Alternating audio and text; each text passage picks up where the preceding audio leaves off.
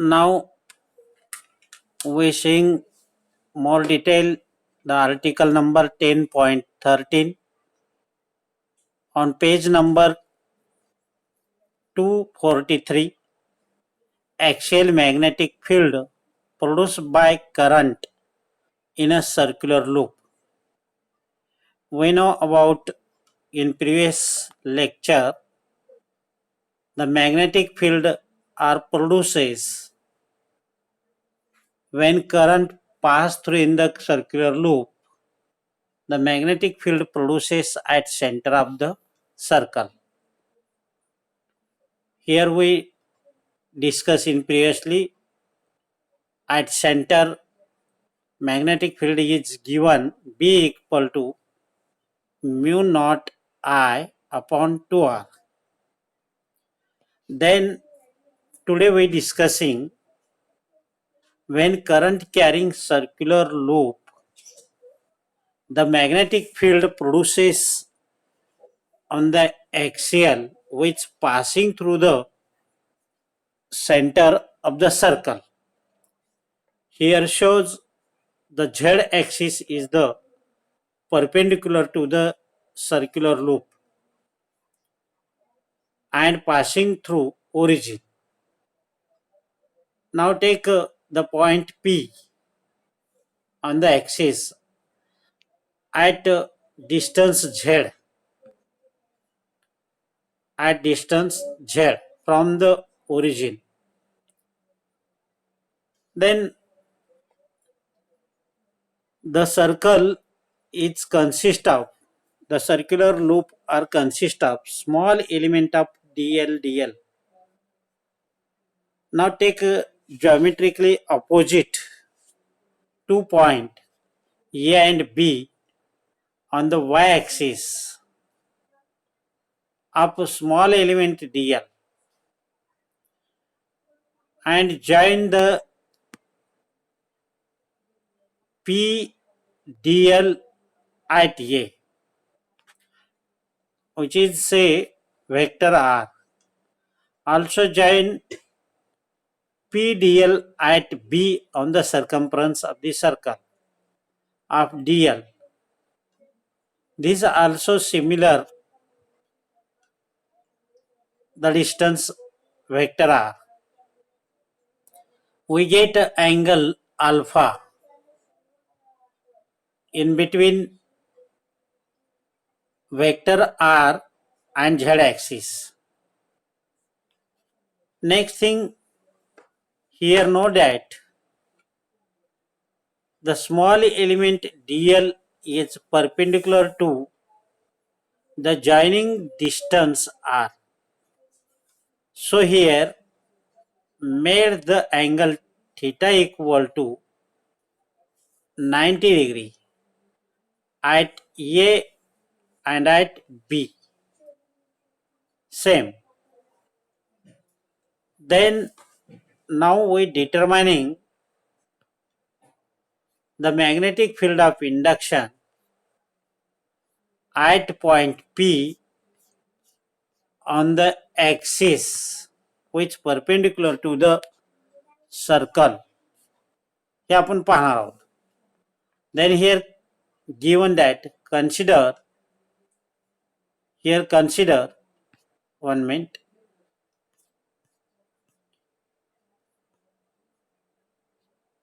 Here consider a circular coil of radius capital R and current carrying I in the coil or loop as shown in below figure, above figure. The circular coil or loop placed in the कुठे place केलेला आहे? Placed in the xy plane with its center the origin O.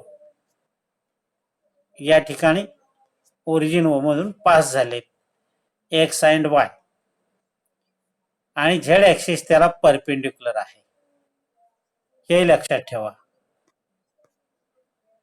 त्यानंतर now we finding the magnetic field at point P. P point कुठे? इथे. On the axis of current carrying circular coil, म्हणजे Z axis at Z डिस्टन्सवर आपण शोधून काढणार आहोत. तर ही डायग्राम तुमच्या डोळ्याच्या समोर राहू द्या. आपण पुढच्या पेजवर त्याचं एक्सप्रेशन बघूया. The next thing, that means vector B at point P on the z-axis at a distance r from the element dl on the loop or coil. बघा, डोळ्याच्या समोर डायग्राम ठेवा. पी पॉइंट आपण कुठे घेतलेला आहे? एक्स ॲक्सिसवर घेतलेला आहे. ओरिजिन पासून झेड अंतरावर, आणि नंतर जॉईन केलेला आहे स्मॉल एलिमेंट डीएलसी, आणि तो डिस्टन्स आर आहे, दोन्ही बाजूचं आर आहे, at point A and at point B, दोन्ही ठिकाणचं सेम आहे. Then next thing, now consider the circular coil divided into even number of small element each of length dl. आता आपण असं कन्सिडर करायचं आहे, हे सर्कम्फरन्स स्मॉल एलिमेंटनी बनलेला आहे. मग स्मॉल एलिमेंट डीएल डीएल किती असतील? इवन नंबर असतील. इवन नंबर का? जसं इथे आपण ए आणि बी घेतलेले आहेत, डायमेट्रिकली अपोजिट, तसे आपल्याला प्रत्येक पॉइंटचा अपोजिट डायमेट्रिकली पॉइंट पाहिजे. आता सद्यस्थितीला ए आणि बी घेतलं, आणि ए आणि बी या ठिकाणचं इफेक्ट पी या ठिकाणी आपण पाहतोय. मग सुरुवातीला आपण एचं पाहणार आहोत, नंतर बीचं पाहणार आहोत. मग याच पद्धतीने आपण आणखीन काही small element Diehl diametrically opposite घेऊन हा आर्टिकल पाहणार आहोत. तर पुढे काय म्हणलंय? इन फिगर, रेड लाईन मध्ये लिहिलेलं आहे, in figure initially shows A and B to diametrically opposite point, दोनच घेतले, आणि consider one of the element of point A. सुरुवातीला आपण एलिमेंट ए कन्सिडर केला आणि त्याचा लेंथ ए पी हा आर कन्सिडर केला, आणि आपल्याला अल्फा हे ए पी ओ हा अँगल मिळालेला आहे. आताच आपण अँगल बघितलेला आहे. परत एकदा डायग्राम मध्ये बघा काय काय केलेलं आहे. आपण सुरुवातीला ए हा पॉइंट घेतलेला आहे, ए पी हा डिस्टन्स आर आहे, आणि इथे मिळणारा अँगल हा अल्फा आहे. तसाच बी पासूनही आपल्याला अँगल अल्फा मिळतो, म्हणजे अँगल ए पी ओ असा मिळतो आपल्याला. कसा? A P O. त्याच पद्धतीनं ओ पी बी हाही अँगल अल्फाच आहे, सेम आहेत. अशा टाईपचं आपण हे एक्सप्रेशन इथपर्यंत पोहोचलेलं आहोत. त्यापुढे काय करायचंय? त्यापुढे आपल्याला magnetic field of induction using Biot Savart ला काढायचं आहे. Initially we take a point, only a point घेतलेला आहे आपण. Distance from current element and point P is R. Then use Biot Savart ला. This Biot-Savart law can be write as like. आपल्याला माहिती आहे बायट-सावर्ट ला dB is equal to mu naught upon 4 pi I dl sin theta upon r square असं आपण सुरुवातीलाच बघितलेलं आहे. म्हणजे magnetic field of induction is directly proportional to the current carrying small element of length dl and cosine angle between the small element dl and line joining from the conductor to point P, then inversely proportional to the square of distance between small element dl and point P.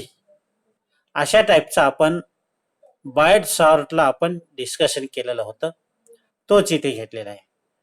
Wear theta is the angle between, कुठला angle आहे हा theta, इथे कुठला angle आहे Diehl आणि AP यामधला angle आहे. म्हणजे डीएल हा सर्कलवरचा एक स्ट्रेट लाईन आहे आणि डीएलच्या सेंटर मधून आपण आर पी ला जोडणी केलेली आहे, म्हणजे एपी जोडणी केलेली आहे, म्हणजे वेक्टर आर सी परपेंडिक्युलर आहे, म्हणजेच 90 अँगल आहे, म्हणजे थीटा इक्वल टू 90 अँगल. आणि इथे मग आपण साइन 90 ठेवणार आहोत आणि साइन 90 ची किंमत 1.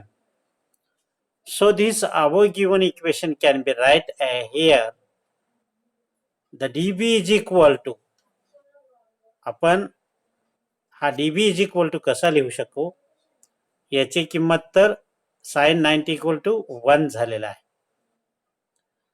तर आपल्याला काय मिळतो,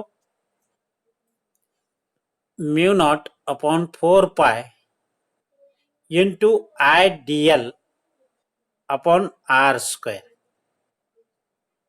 हा मिळतो. हा कुठे मिळतो बरं, ॲट पॉइंट पी. आणि इथे एक असं दाखवलेला आहे vector P R. Vector P R कुठे आहे, हा say this equation number 1. Vector P R कुठे आहे, vector P R is the resultant vector of magnetic field of induction at P due to small element ideal at point A. ही कुठे आहे situation diagram मध्ये, ते आपण बघूया. Diagram मध्ये बघा, आपण काय केलेलं आहे, करंट स्मॉल एलिमेंट ए या ठिकाणी पास होतोय या ठिकाणी, आणि त्याचा magnetic field of induction we get at point P at a distance R from the Biot सावर्टला, that is P R. Vector P R ही डायरेक्शन मिळते. This is the vector D B. हे आपला resultant magnetic field of induction at point P due to current element ideal on the circumference of this circle. बघा काय म्हणलं मी, हा dB आपल्याला कुठे मिळतो, तर पी या ठिकाणी मिळतो. कुणामुळे मिळतो, तर या ठिकाणी आयडियल करंट जो वाहतो त्यामुळे मिळतो, बाय युजिंग बायट-सावर्ट लॉ. तर पुढे बघूया आता पुढचं काय आहे. तर हा इक्वेशन नंबर 1 असं म्हणून ठेवलेला आहे. मग आता हा इक्वेशन नंबर 1 चे कंपोनंट तयार होतात, बघूया. This dbr vector db are perpendicular to the dl. बघा db हा are perpendicular to the dl म्हणलेला आहे. db कुठे आहे, पी या पॉइंटच्या ठिकाणी आहे, आणि तो कसा आहे, परपेंडिक्युलर टू dl ला होऊ शकतो. And line AP and it is represented as PR as shown in figure. परत एकदा बघा, हा हा डीबी हा परपेंडिक्युलर दोन ठिकाणी आहे, डीएल ला आहे आणि लाईन एपी ला आहे. म्हणजे कसं परपेंडिक्युलर आहे डायग्राम मध्ये पहा. आणखीन परत इथे बघा, डीबी हा परपेंडिक्युलर डीएलसी आहे आणि लाईन एपीसी ही आहे. हा डीबी जो दिसतोय, वेक्टर पी आर हा जो दिसतोय, तो कुणाकुणाला परपेंडिक्युलर आहे. इथं जो लांबी आहे डीएल त्यालाही परपेंडिक्युलर आहे आणि ही जी लाईन जॉईन केलेली आहे यालाही परपेंडिक्युलर आहे. म्हणजे कशी सिच्युएशन असेल तो, तर हे उभा आहे तर इनवर्ड टू द पेपर मध्ये असेल, हा इनवर्ड टू द पेपरला असेल. आणि तो जर आपण इथे जवळ घेतला याच्या डीएलच्या, तर त्यालाही तो परपेंडिक्युलर असेल. अशा दोन अर्थाचा हा परपेंडिक्युलर म्हणलेला आहे. म्हणजे हे लक्षात आल्यानंतर तुम्हाला बीचं पण तसंच करायचं आहे सिमिलरली. म्हणून पुढे next thing here, these DB are perpendicular to DL and line join AP. It is represented as vector PR. Next thing, आता हा महत्वाचा आहे. Now DB that is vector PR कुठे आहे लक्षात ठेवा. P पासून R हा resultant DB at point P येच आहे. Can be resolved into two mutual perpendicular component. दोन इथे म्युच्युअल परपेंडिक्युलर कंपोनंट आपल्याला मिळत आहेत आणि ते कोणते, P S and P Q. ते कुठे मिळत आहेत पहा, डायग्राम मध्ये पहा. डायग्राम मध्ये पी या ठिकाणी दोन कंपोनंट मिळत आहेत. या डीबी रिसॉल्व्ड होतोय दोन कंपोनंट अलॉंग झेड ऍक्सिसला परपेंडिक्युलर असा एक मिळतोय आपल्याला पी एस, हा पी एस मिळतोय. आणि अलॉंग पी क्यू झेड ऍक्सिसला म्हणजे हा क्यू आहे, पी क्यू असे दोन कंपोनंट मिळतात. आणि इथे एक आपल्याला रेक्टेंग्युलर फॉर्म मिळतो. इथे अल्फा आहे, इथे अल्फा अँगल तयार होतो आणि इथे थीटा तयार होतो. अशा टाईपचं आपल्याला एक रेक्टेंग्युलर फ्रेम मिळते. ते बघूया आपण. त्यानुसार आपल्याला कॉस साईनच्या किमती काढायच्या आहेत. पहा इथे फुल जॉमेट्रिकल आहे.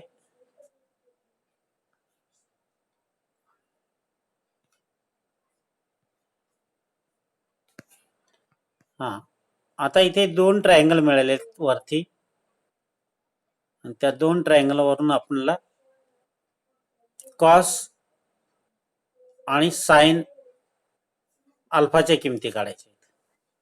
इथे पहा ट्रायंगल ए एस आर आणि दुसरा ट्रायंगल आहे ए एस नाही आहे, पी एस आर आणि पी आर क्यू असे दोन ट्रायंगल आहेत.